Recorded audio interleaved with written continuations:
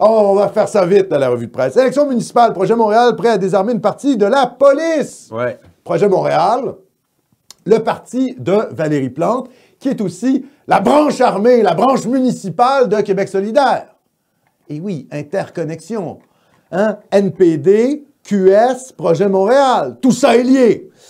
Projet Montréal contrevoir la nécessité que tous les agents du corps policier portent une arme à feu. Une autre proposition adoptée touche au financement du SPVM.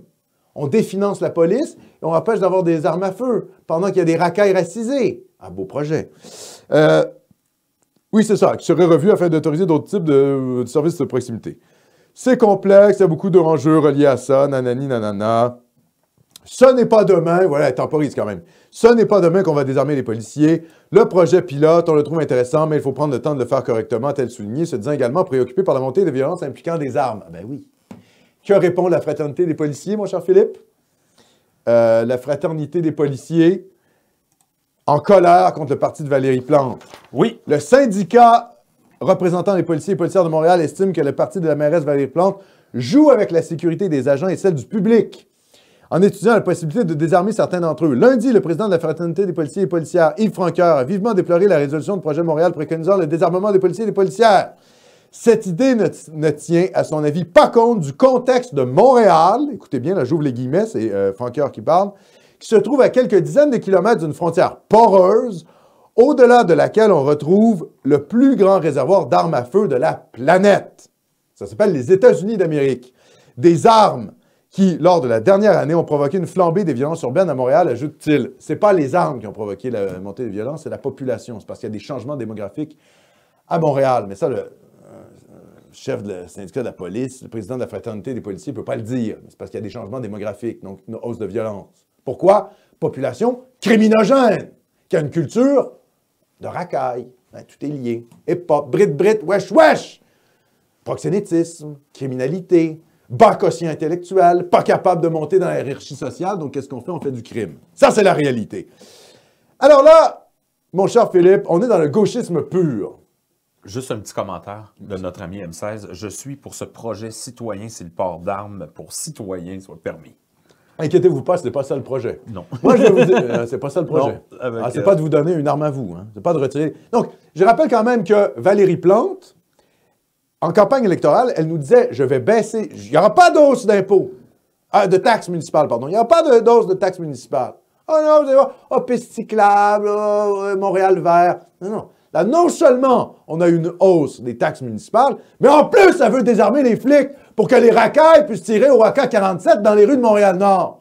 Qu'est-ce que c'est que ce délire gauchiste? Il faut la foutre dehors à coups de pied dans le cul. Comprenez? Il va falloir vous boucher le nez, les gars. Et moi, le premier, je parle aux patriotes montréalais. Là. Pour les gens, alors ça, c'est aussi un truc. Pour les gens à Montréal, ils disent « Ah, Montréal, cette ville, hein, d'où sort tout le pu gauchiste du Québec. » Oui, je sais. Mais Montréal, il faut bien comprendre ça. Ce qui se passe aujourd'hui à Montréal, demain, ça sera à Laval, à Longueuil, à Québec, à Sherbrooke, à Chicoutimi.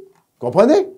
Ultimement, c'est pas les travailleurs, je les salue, mais ce ne sont pas les travailleurs de la Côte-Nord qui décident intellectuellement quelle est l'ambiance au Québec. C'est la petite bourgeoisie montréalaise de merde qui décide ça.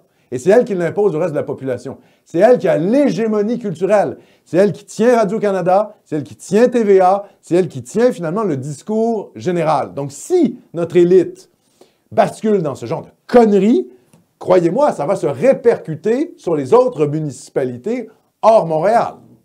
Ça va peut-être prendre 10 ans, mais ça va venir. Donc il faut résister.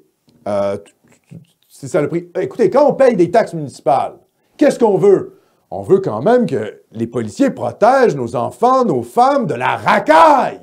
On n'a pas envie d'avoir des types sortis de on ne sait trop où, là, de Cité Soleil, fraîchement débarqués ici, et qui reproduisent les ghettos haïtiens. On veut de l'ordre. C'est pour ça qu'on paye des taxes. OK? Le premier devoir de l'État, c'est de nous protéger. L'État doit avoir le monopole de la violence légitime. Vous voulez que je répète?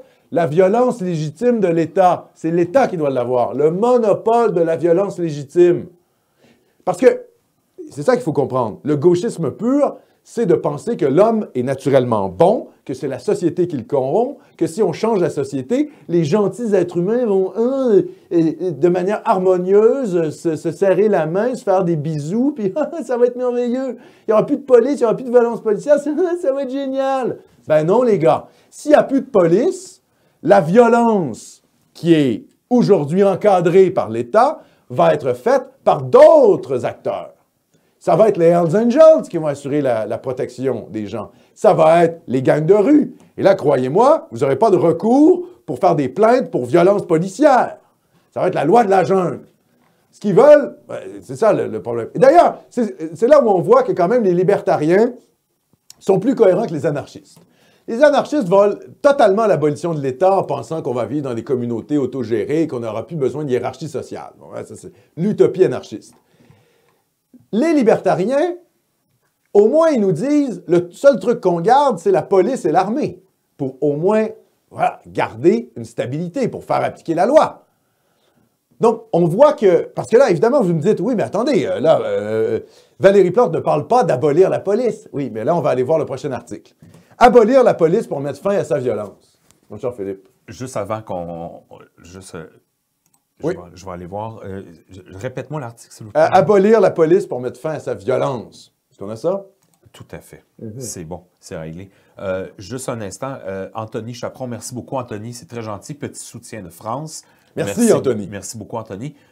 Puis RVGD, merci beaucoup, RVGD. Cher Alexandre, on adore votre personnalité ici en France. Surtout quand vous prononcez la race. Une pensée à l'écrivain nationaliste Hervé Rissin, libéré de prison aujourd'hui. Ah bon, je ne savais pas. Bon, ben, oui. C'est bien. Moi, je ne suis pas trop dans la judéo-obsession, mais quand même que des écrivains finissent en prison pour avoir écrit des trucs, surtout dans le pays qui se réclame de Charlie Hebdo, vous voyez, on est là, bon, c'est un peu bizarre. Tout ça est un peu bizarre. C'était complètement débile. Oui, c'est un peu bizarre. Écoutez, même si on n'est pas d'accord avec les gens, c'est comme les gauchistes, quoi. Je veux dire, est-ce que les types qui écrivent sur Marx, est-ce qu'ils devraient être envoyés en prison? Bon, si on est duplessiste, on peut se dire loi du cadenas, voilà. Mais grosso modo, non. Je veux dire, les idéologues d'extrême gauche, là, Frédéric Lordon, qui prônent le communisme désirable. Communisme, quoi!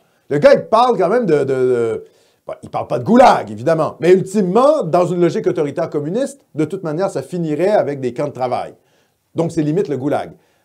Il finit pas en prison, ce type, évidemment, parce que la gauche a le droit d'être totalitaire.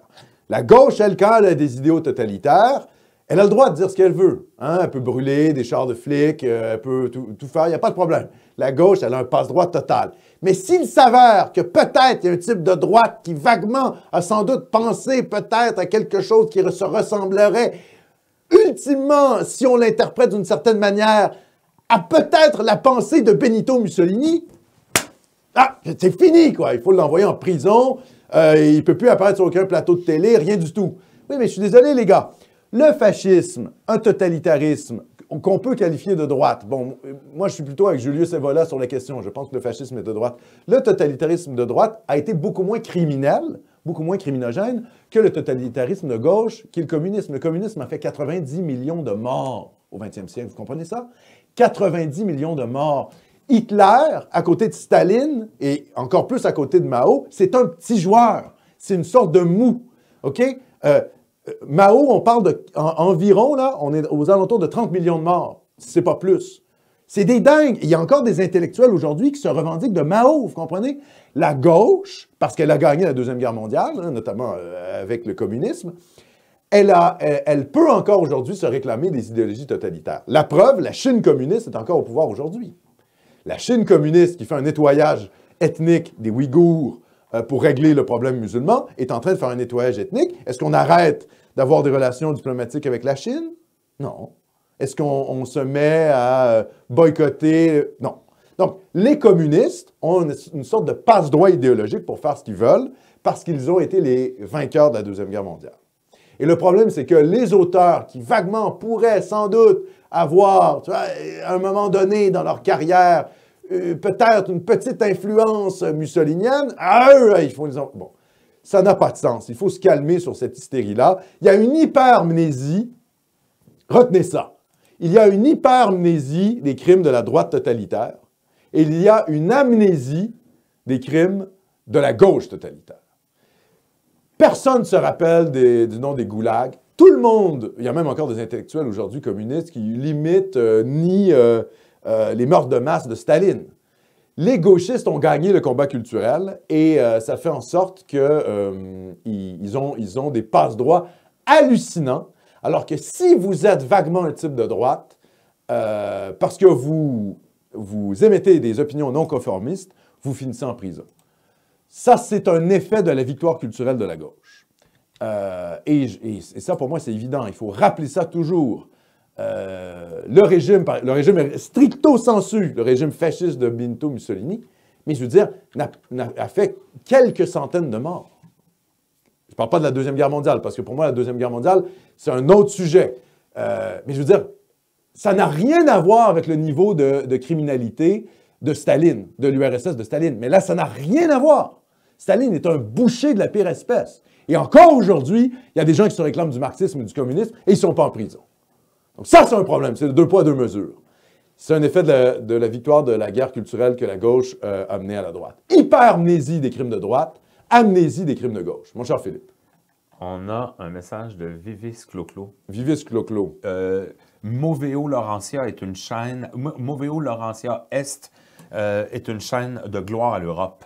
Oui. Tout le Québec avec les frères de Nord de la France et autres, regardez et faire de la publicité. Oui, c'est très bon, Moveo Laurentia. Okay. Je vous invite à regarder cette chaîne. C'est des animations. C'est très bien fait, peut-être même pour vos enfants. Si vous avez des enfants et des familles qui nous écoutez, vous pouvez aller regarder ça. C'est excellent. On a un troll de taille là, énigmatique. Je pense qu'il y a 5 comptes. Là. Ça fait 5 fois qu'on le bloque. Ah, bon. Je cherche le prochain message qui est de, si je me souviens bien, de Kiwi Punchline. Kiwi. Quelle surprise. Défendre la droite avec les méthodes de gauchias, arrêter de toujours jouer propre et perdre. Nomos pour Milan.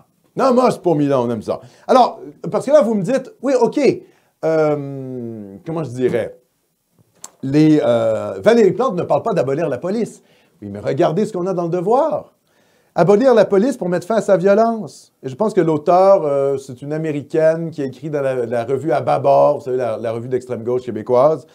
Voilà ce qu'elle dit. Lorsque une auteure afro-américaine, lorsque les abolitionnistes du système carcéral et policier appellent à l'élimination de la police, les gens réagissent immédiatement et agressivement. Ah ben oui, c'est sûr que vos délires, comment je dis, anarcho-libertaires nous font réagir.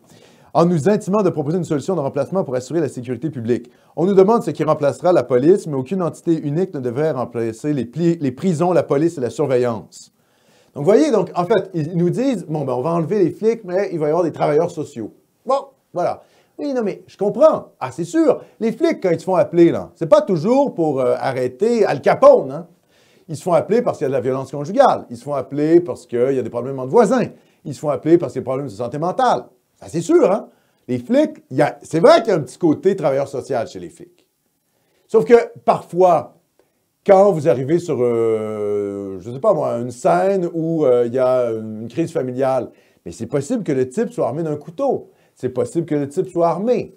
C'est possible qu'une bagarre entre voisins dégénère.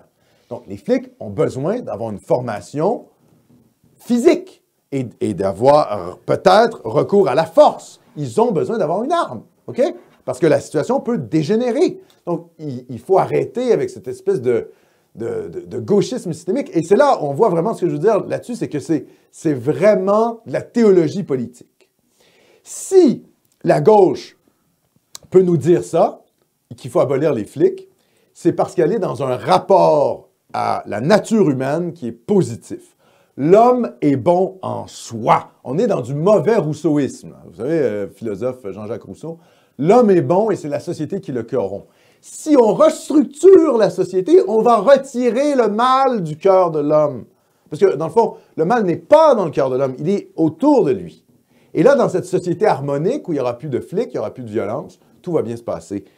Mais vous voyez, c'est là où il y a tout le génie de la doctrine de l'Église, c'est celui du péché originel, le péché originel. Le mal est en nous. Le mal est en l'homme. Il faut avoir une sorte d'humilité face à sa condition humaine. Le mal est dans nous et c'est pour ça que vous pouvez changer le système dans lequel vous êtes, socialiste, capitaliste, néolibérale, et même le transhumanisme, vous n'extirperez pas le mal du cœur de l'homme. Il va toujours y avoir des viols, il va toujours y avoir des meurtres, il va toujours y avoir des agressions, il va toujours y avoir des perfidies entre êtres humains, des trahisons, etc., parce que c'est dans notre nature. Ce n'est pas quelque chose qui relève du système politique dans lequel nous vivons. Et ça, c'est une leçon du christianisme. C'est une leçon du catholicisme qui tempère toutes les idéologies, d'ailleurs à tendance totalitaire, comme l'ont été notamment le national-socialisme allemand, le fascisme italien et le communisme soviétique. Hein, cette idée, l'idée de l'homme nouveau qui serait régénéré, qui serait débarrassé de ses anciennes scories pour faire l'homme total, ce que voulaient un peu faire les fascistes, et à leur manière, l'homme nouveau prolétarien que voulaient faire les communistes, les catholiques, les chrétiens disent « Oui, mais ça n'arrivera pas, c'est une utopie ». Et là-dessus, il y a une espèce de modestie, je pense, chrétienne, que je trouve philosophiquement extrêmement féconde. Dans cette espèce de refus, ce refus d'une sorte de mégalomanie humaine à penser de pouvoir changer l'homme dans ce qu'il est fondamentalement. Donc c'est pour ça, tout ça pour vous dire que la gauche peut aller très loin. Là, elle nous parle d'enlever les flingues aux flics. Demain, elle va nous dire qu'il faut abolir la police. Il y a une conjoncture de merde là-dedans, là, Alexandre. Là, et c'est Black Lives Matter. Ça sent sauvage. Oui. Il y a de plus en plus d'ensauvagement. Tout à fait. De plus en plus d'immigrants, d'immigration problématique. Oui. Puis parce là, que non sélectionnés aussi. Parce que non sélectionnés, machin, avec les politiques de robinet ouvert. Exactement. Puis là, on nous sort le chapeau de désarmer les flics. Ouais. Parce et voir abolir la police. Voir abolir la police. Parce qu'on sait très bien que, dans le fond, c'est pas... c'est les peuples allogènes qui causent problème. Ah, c'est sûr que dans la hausse de la criminalité, on aimerait voir à quel point il y a des Canadiens français là-dedans. Ouais, ça serait intéressant de voir les chiffres. On va quand même vous demander les chiffres. Ils veulent des statistiques ethniques. On est dans la racialisation du débat public. Bon, ben, allons-y à fond, les gars. On va voir qui commet des crimes. Vous allez être surpris.